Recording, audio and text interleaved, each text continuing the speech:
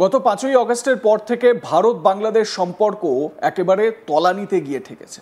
বাংলাদেশের অন্তর্বর্তীকালীন সরকার বারবার ভারতকে আক্রমণ করেছে, এমনকি ভারতের প্রধানমন্ত্রীর নাম অপমানজনকভাবে উল্লেখ করে মন্তব্য করেছেন বাংলাদেশের অন্তর্বর্তী সরকারের একাধিক উপদেষ্টা। তাও ভারতের চিন্তাভাবনা তো অনেক উঁচুতে রয়েছে। যখন বাংলাদেশের চালের প্রয়োজন হয়েছে, ভারত সেই চাল পাঠিয়েছে। এবার ফের একবার মানবিক হলো ভারত। ভারতের তরফ থেকে কি মানবিকতা করা হলো সেটাই আপনাদের বলি। বিমান দুর্ঘটনায় এই মুহূর্তে বাংলাদেশের নাজেহাল দশা, সেখানে সাহায্য পৌঁছেছে ভারত। সব ভুল ক্ষমা করে স্নেহের বাংলাদেশে পৌঁছালো ভারতের মেডিকেল টিম। এই টিমে রয়েছেন 2 জন চিকিৎসক এবং 1 জন নার্স। এই নিয়ে সোশ্যাল হ্যান্ডেলে একটি পোস্ট করেছেন ভারতের বিদেশ মন্ত্রকের মুখপাত্র রণধীর জয়সওয়াল। তিনি লেখেন, আজ সন্ধ্যায় ভারতের তরফে 2 জন চিকিৎসক এবং 1 জন নার্স ঢাকা পৌঁছেছেন। তারা রাম মনোহর লোহিয়া হাসপাতাল এবং নয়াদিল্লির সফদরজং হাসপাতাল থেকে গেছেন। 21শে জুলাই ঢাকায় বিমান দুর্ঘটনায় আহতদের চিকিৎসায় সহায়তা করার জন্য ঢাকায় অবতরণ করেছেন তারা। আগামীকাল সকাল থেকে তারা এই রোগীদের চিকিৎসার জন্য একটি নির্ধারিত হাসপাতালে তাদের কাজ শুরু করবেন।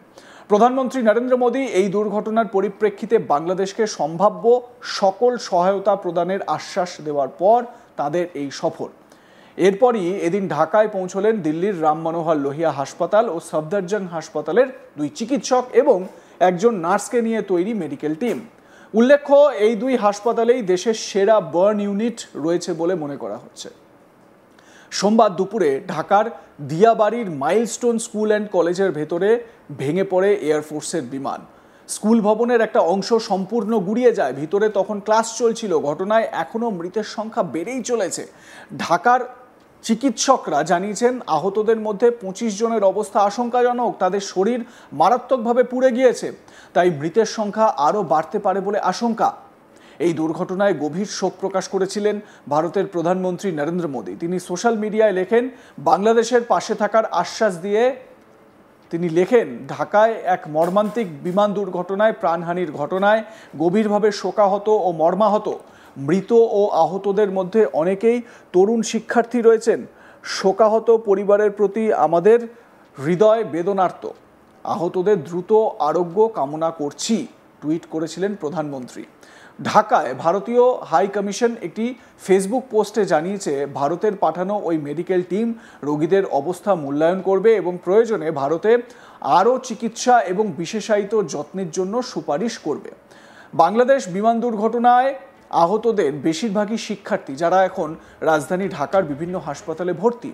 আহতদের মধ্যে শিক্ষক, স্কুলকর্মী, অগ্নি নির্বাপক, পুলিশ, সেনাবাহিনী, গৃহকর্মী, ইলেকট্রিশিয়ান এবং অন্যান্যরা রয়েছেন বলে জানা গেছে। এই বিমান দুর্ঘটনায় মৃত্যু হয়েছে ফ্লাইট লেফটেন্যান্ট তৌকির ইসলাম সাগরের। কিন্তু দুর্ঘটনায় ভেঙে পড়েছে চীনের তৈরি F-7 ফাইটার জেট। যদিও আপাত দৃষ্টিতে এটিকে একটি দুর্ঘটনা বলে মনে হলেও এর পিছনে নাকি অন্য মারাত্মক ছক ছিল, এক ষড়যন্ত্র ছিল। এমনটাই তত্ত্ব উঠে আসছে কোনো মহল থেকে। জানা যাচ্ছে, বাংলাদেশের সেনাপ্রধান ওয়াকারুজ্জামানকে জানে শেষ করার জন্য নাকি পরিকল্পনা করা হয়েছিল। একথা আমরা বলছি না, ভারতের ডিফেন্স বিশেষজ্ঞ RK শ্রীবাস্তব আজ তাক বাংলা লাইভ অনুষ্ঠানে এমনই তথ্য সামনে এনেছেন। কেন তিনি বলছেন একথা? যুক্তি হিসেবে তিনি জানান, সোমবার 21শে জুলাই এই দুর্ঘটনার দিন দেশের বায়ুসেনা প্রধান ও নৌসেনা প্রধান বাংলাদেশে ছিলেন না। তারা দুজনেই তুরস্কে ছিলেন। বাংলাদেশে কেবল ছিলেন দেশের সেনাপ্রধান ওয়াকারুজ্জামান। যে জায়গায় বিমানটি ভেঙে পড়েছে সেখান থেকে সেনা হেডকোয়ার্টার থেকে শুরু করে দেশের গুরুত্বপূর্ণ বহু জায়গার দূরত্ব খুবই কম। ডিফেন্স বিশেষজ্ঞ RK শ্রীবাস্তবের মতে, গোটা ঘটনাই পূর্ব পরিকল্পিত। বাংলাদেশের সেনাপ্রধান ওয়াকারুজ্জামানকে জানে শেষ করার জন্যই নাকি এই ফাইটার জেটটি ওড়ানো হয়েছিল। তবে ফাইটার জেটের চালক লেফটেন্যান্ট তৌকির ইসলাম সাগর নিজেকে শেষ করে স্কুল বিল্ডিংয়ের কাছে এসে ক্র্যাশ করান বিমানটিকে। যদিও নিজেকে শেষ মুহূর্তে ইজেক্ট করলেও প্রাণে বাঁচেননি তিনি। এই ফাইটার জেটটি যদি ওয়াকারুজ্জামানের বাসভবনে ভেঙে পড়তো তাহলে কিন্তু সোমবারই জানে শেষ হয়ে যেতেন তিনি। ডিফেন্স বিশেষজ্ঞ RK শ্রীবাস্তবের মতে, দীর্ঘদিন ধরেই সেনাপ্রধান ওয়াকারকে জানে শেষ করার চেষ্টা চলছে। সোমবার আরও একবার চেষ্টা হলো ওয়াকারকে খতম করার, কিন্তু এবারও প্রাণে বেঁচে গেলেন তিনি।